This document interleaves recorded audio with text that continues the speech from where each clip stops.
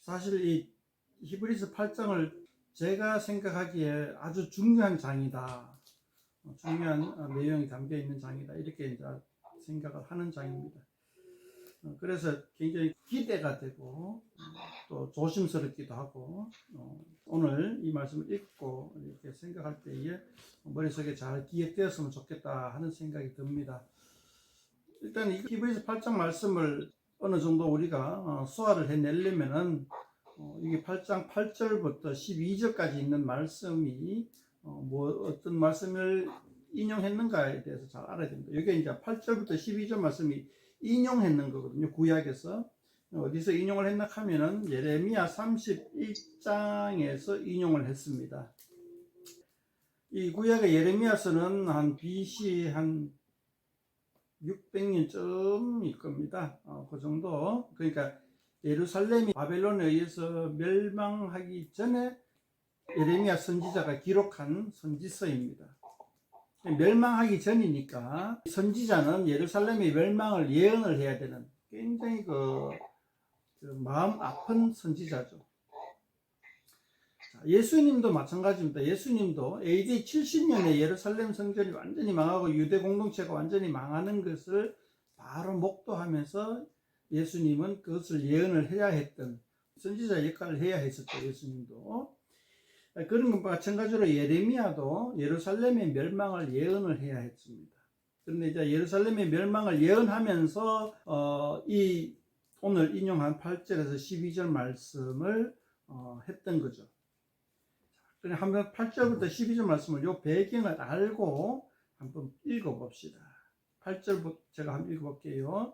그들의 잘못을 지적하여 말씀하시되, 그들이 누구냐 하면은 예루살렘 망하기 전에 예루살렘 중심으로 한 유대 공동체죠. 그러니까 유다 나라죠.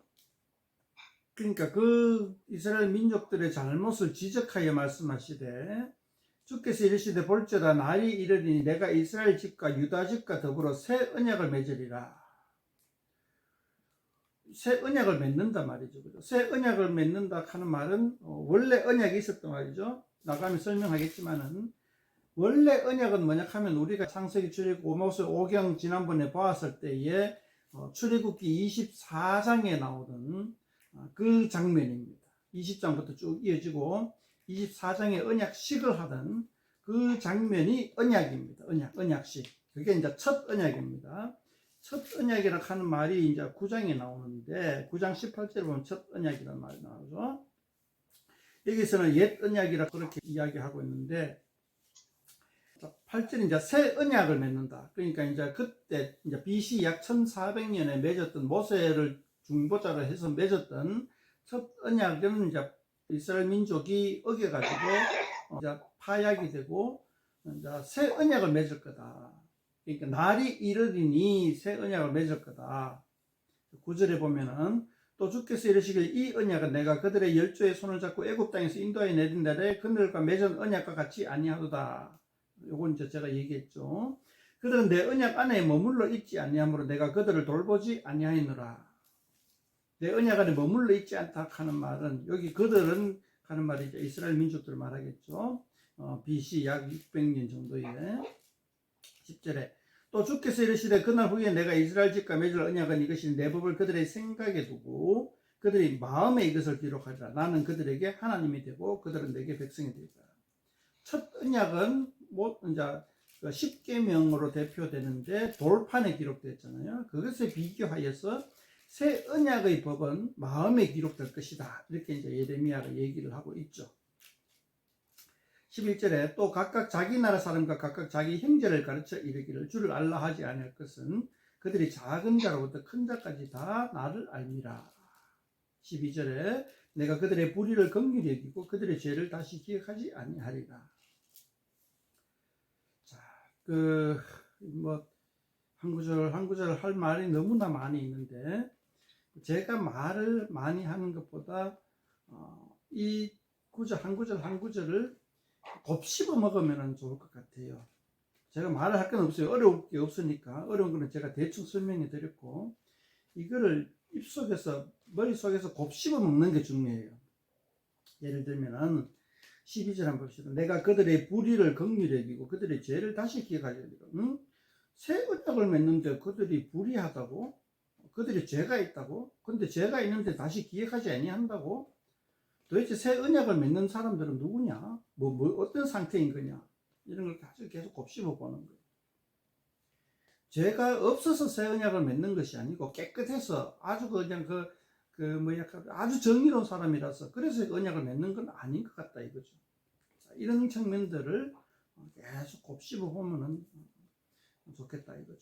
이게 이제 제가 설명할 필요는 없어요. 설명을 하기 이전에 이미 선명하게 보여요. 선명하게 보이는데 우리가 이거를 쌀처럼 잘 요리하고 잘 씹어 먹지 않아서 그래요. 없는 게 아니에요.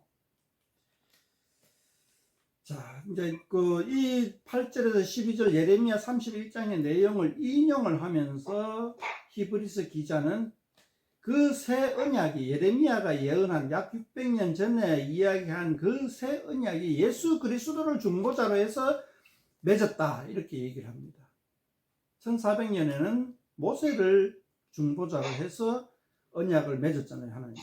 그런데 이제 새 언약은 예수님을 통하여서 예수님이 중보자가 되어서 예수님이 대제사장 되어서 새 언약을 맺었다. 이렇게 얘기합니다. 새 언약의 내용은 이제 그 예레미야가 쭉 어느 정도 얘기를 했고 그것을 다 인용을 했잖아요.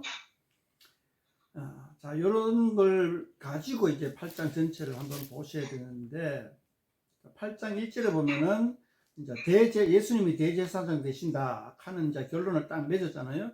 예수님이 대제사장이 무엇이냐 하는 거 앞에서 5, 6, 7 정도에서 이제 설명을 했잖아요. 대제사장의 역할이 무엇이며 멜기세덱의 반차를 따라 레위 족속이 아닌 아론이 아니라 레위 족속이 아니라 멜기세덱의 반차를 따라서 대제사장의 역할을 하시는 분이 바로 예수님이시고 그 예수님이 우리에게 있다.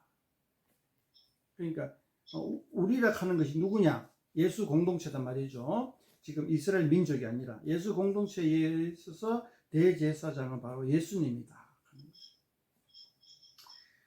근데 이 예수님이 새 언약의 중보자시다 하는 것을 이제 8장에서는 설명을 하고 있는 겁니다. 대제사장뿐만 아니라 새 언약의 중보자시다라고 이야기하고 있는 겁니다. 그리고 이제 8장 전반절에서 보면은 모세의 그 언약에 있었던 여러 가지 제사 제도, 성전이라든가 이런 것들은 다 모형이다 이렇게 얘기하는 겁니다. 5절에 보면은 그들이 섬기는 것은 하늘에 있는 것의 모형과 그림자라. 모세가 장막을 지으려 할 때에 지시하심을 얻은 것 같으니 이르시되 삼가 모든 것을 산에서 내게 보이던 본을 따라 지어라. 자, 그것이 이제 모세는 모형이라면은 예수님은 본질이라는 거죠. 예수님이 맺은 그 새 언약하고 그 언약식이라든가 성전이라든가 이런 것들이 다 본질이라는 거죠. 근데 이게 본질이라 하는 것이 굉장히 더 추상적인 거죠. 이 아주 추상적인 본질, 예수님이 대제사장으로 해서 또 중보자로서 새 언약을 맺었는 이 사실이 이건 굉장히 그림으로 그리기가 매우 힘든 어떤 이미지 연상하기가 힘든 어떤 추상적인 내용으로 되어 있죠. 그런데 모세가 맺었던 언약은 굉장히 가시적입니다. 성전이 굉장히 가시적입니다. 구체적으로 어떻게 지어라, 어떻게 해라, 금을 어떻게 해라, 가로 몇 센치, 세로 몇 센치, 이런 식으로 재료는 뭐 써라, 아주 가시적입니다. 그러나 예수님께서 맺은 새 언약과 새 성전은 굉장히 추상적이고 이미지를 내세우기 굉장히 힘든 겁니다. 그렇지만 그것이 본질이라는 거죠. 자, 이것이 이제 구약에서도 어느 정도 나오는데 10계명의 우상을 만들지 마, 우상을 새기지 마라. 그러니까 이 우상이라 하는 것이 어떤 송아지나 태양신이나 여신이나 이런 걸 우상으로 새기지 말라 하는 것이 아니라 여호와 하나님의 상을 새기지 말라 그래요. 그러니까 여호와 하나님의 그 이미지를 갖다가 구체화하지 말라는 거예요. 그거하고 우리가 오늘날 예수님이 세우신 새 성전과 새 언약 이러한 것들과 어느 정도 일맥상통한다 할까? 그렇다는 것을 우리가 좀 알면 좋겠어요. 로마 사람들은 이러한 이스라엘 사람들을 보고 무신론자라 이렇게 얘기하기도 했답니다. 누구더라? 제가 정확하게 그 황제 이름을, 로마의 황제 이름이 생각이 안 나는데, 그 황제가 되기 이전에 어떤 로마의 장군이었죠. 로마의 장군 시절에 유대 땅에 와서 성전을 짓밟고는 성전 안에 들어가게 됩니다. 아마 그 BC 한 50년, 100년 그 정도 될 거, 100년 좀 될 겁니다. BC 100년 좀 되는데, 그때쯤 되는 사람이 이제 예루살렘에 가서 성전에는 아무도 이방인은 못 들어갑니다. 그리고 지성소는 이스라엘 사람도 못 들어가고 오직 대제사장만 들어갈 수 있는 지성소까지 로마의 장군이 뚜벅뚜벅 걸어 들어갑니다. 근데 그 로마의 장군은 어느 정도는 이스라엘의 신앙을 존중해 줬죠. 그래서 회판을 하지 않냐고 BC 100년쯤에 그냥 뚜벅뚜벅 걸어 들어가서 한번 구경을 하고 나와요. 구경을 하고 나오는데 들어가면서 굉장히 어떤 화려한 하나님의 형상을 탁 그 상, 우리가 요즘 보면은 이제 로마의 이상한 황제의 상들이 많잖아요. 석상들이. 그러한 화려한 금으로 만든 상이 있을 줄 알고 들어갔는데 아무런 상이 없는 거예요. 요즘으로 치면 절에 가면은 부처상이 막 되게 크게 막 짓고, 어느 부처상이 더 크냐 하니까 중국에는 뭐 산만하게 지어놓고 세상에서 제일 크다 뭐 이런 식으로 상을 만드는 게 보통 종교의 의식이잖아요. 성당에 가면은 그 마리아 상도 있고 그러는데, 이 성전 안에 들어가니까, 지성소 안에 들어가니까 하나님, 여호와 하나님에 대한 상이 없는 거예요. 그래서 굉장히 의아하게 생각하고 실망했다 하는 어떤 그런 내용들이 역사적으로 이렇게 우리가 기록들을 볼 수가 있는데, 그만큼 하나님에 대한 것은 가시화하기 어렵다. 가시화되는 즉시 그것은 왜곡된다 하는 것을 알면 좋겠어요. 그래서 새 언약의 법이 우리 새 언약을 믿는 사람들의 마음속에 기록된다 그랬어요. 이것이 이제 어느 정도 가시화되고 성문화되는 순간 그것은 이제 완전성을 잃어버리게 된다라는 것을 조금 생각하면 좋겠습니다. 그래서 마음속에 기록된다. 자, 이런 것을 6절에 보면은 더 좋은 약속으로 더 좋은 언약의 중보자가 되셨다. 예수님. 더 좋은 약속으로 세우신 더 좋은 언약의 중보자가 되었다. 이렇게 얘기합니다. 그 정도가 이제 제가 말씀드리는 이제 8장의 내용이 되겠습니다. 그런데 이제 이런 8장의 내용을 우리가 좀 알고 그러고 약간 한 발짝 물러나서 보면 좋겠는 게 있는데, 그것은 무엇이냐 하면은 우리가 가지고 있는 그 기독교, 교회, 예수님, 신앙생활, 믿음, 이러한 것에 대한 이미지가 마음속에 그리고 있는 그런 이미지들 있잖아요.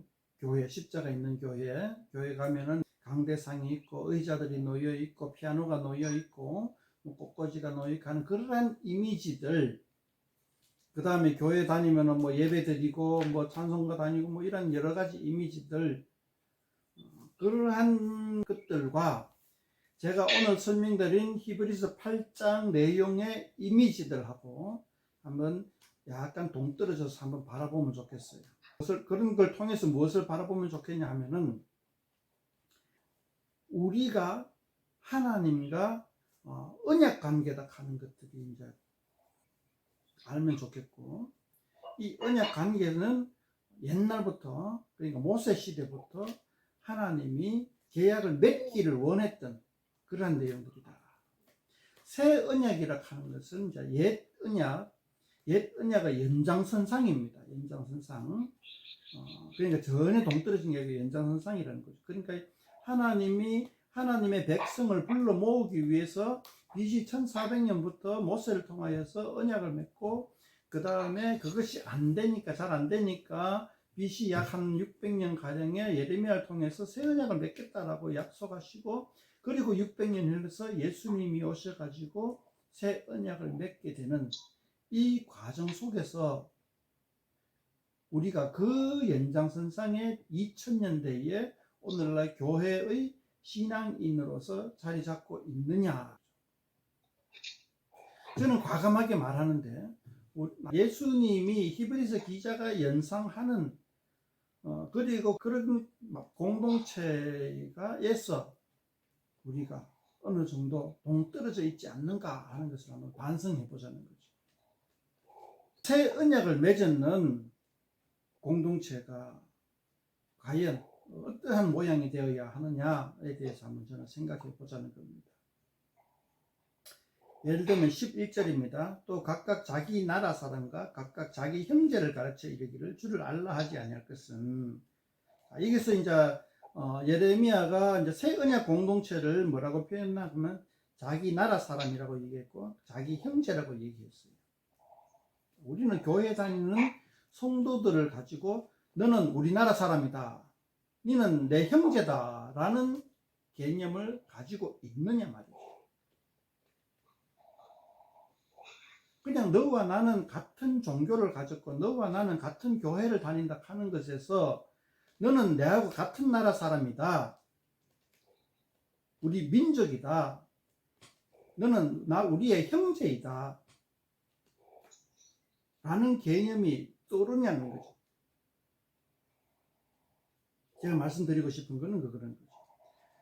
우리가 같은 나라 사람이고 형제가 되어야 하는 것이고, 그것은 예수님으로 맺은 새 언약으로, 예수님을 중보자로 해서 하나님과 맺은 새 언약으로 인해서 우리는 같은 나라 사람이 되었고 한 형제가 되었다. 굉장히 저는 중요한 이미지고 우리가 잃어버린 이미지다라는 걸 말씀드리고 싶어요. 예를 들면 이렇습니다. 자, 세상을 한번 봅시다. 우리가 미국의 시민이 되면 어떻습니까? 미국의 시민이 되려면은 미국 땅에서 태어나면은 미국 시민권을 얻습니다. 그 다음에 미국에서 몇 년간 살면서 미국에서 이제 오랫동안 직장 생활을 해서 사회에 공헌을 하면은 미국 시민권을 얻습니다. 자, 미국 시민권을 딱 얻었을 때에 우리는 다른 미국 시민권이 있는 사람 보고 우리나라 사람이다 이렇게 얘기할 수 있습니다. 또 우리나라는 어떻습니까? 우리나라는 엄마 아빠가 한국 사람이면은 그 자녀는 한국인이 됩니다. 그 외에도 외국인이 우리나라에 와서 우리나라 사람과 결혼을 하게 되면은 한국 사람이 됩니다. 이제 베트남 사람이 국제 결혼을 통해서 우리나라에 왔을 때에 그 베트남 여자를 우리나라 사람이다 이렇게 이제 맞아주잖아요.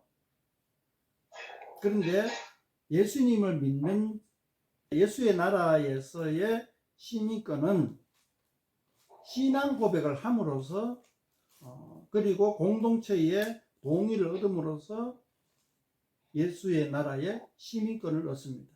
근데 그런 시민권을 얻은 사람에게 너는 우리나라 사람이다 이런 이미지를 가지고 있느냐 말이죠. 오늘날 교회에서. 그랬을 때 너는 나의 형제요 자매이다 라는 말을 할 수가 있느냐 말이죠. 요즘 성당에서는 뭐 형제다 자매다라는 말을 좀 쓰는 것 같아요. 옛날에 교회에서 많이 썼는데, 그런데 많이 쓰다 보니까 어떤 약하면 그냥 단순한 호칭이 되는 거예요. 그냥 그게 뭐 어떤 큰 그 마음을 담은 말이 아니라 호칭이 되는 거예요. 근데 단순한 호칭이 아니라 관계, 우리가 형제라고 말하는 그 원래의 명사는 혈육을 이야기하는 거죠. 이촌 간의 혈육, 그리고 뭐 사촌지간까지도 뭐 형제라 이렇게 얘기하기도 하는데, 그러한 원래의 이미지를 따라 예수의 피를 나눈 형제다. 그리고 민족이라 하는 말, 그러니까 그 공통적인 역사를 가지고 공통적인 역사적 인식을 가지고 있는 사람들의 모임을 가지고 민족이라 그러잖아요. 그런 것처럼 우리는 예수의 피를 나눈 민족인가, 역사의 인식을 같이 하고 있는 한 민족인가, 그것에 대해서 우리는 한번 생각을 해보자. 그리고 저는 그거를 이제 강조하는 거죠. 그러니까 예수님을 중보자로 해서 새 언약을 맺는 그 순간 우리는 한 민족이 되는 거예요. 역사 인식을 공통으로 가지고 있는 한 민족이 된다는 거죠. 우리는 이제 예수 믿는 사람들이 이중 국적을 가지고 있는 거예요. 하나는 대한민국 국적, 하나는 예수의 국적, 예수의 나라의 국적.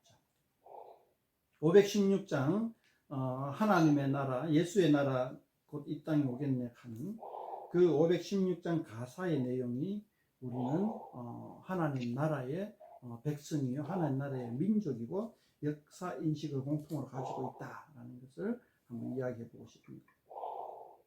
그래서 저는 516장 찬양을 참 무척 좋아하는 거죠. 오늘 뭐 대충 제가 말씀드리고 싶은 거는 다 얘기했는데 각자 좀 얘기해 줬으면 좋겠고 또 덧붙일 말씀 있거나 궁금한 점 있으면 같이 나누면 좋겠습니다.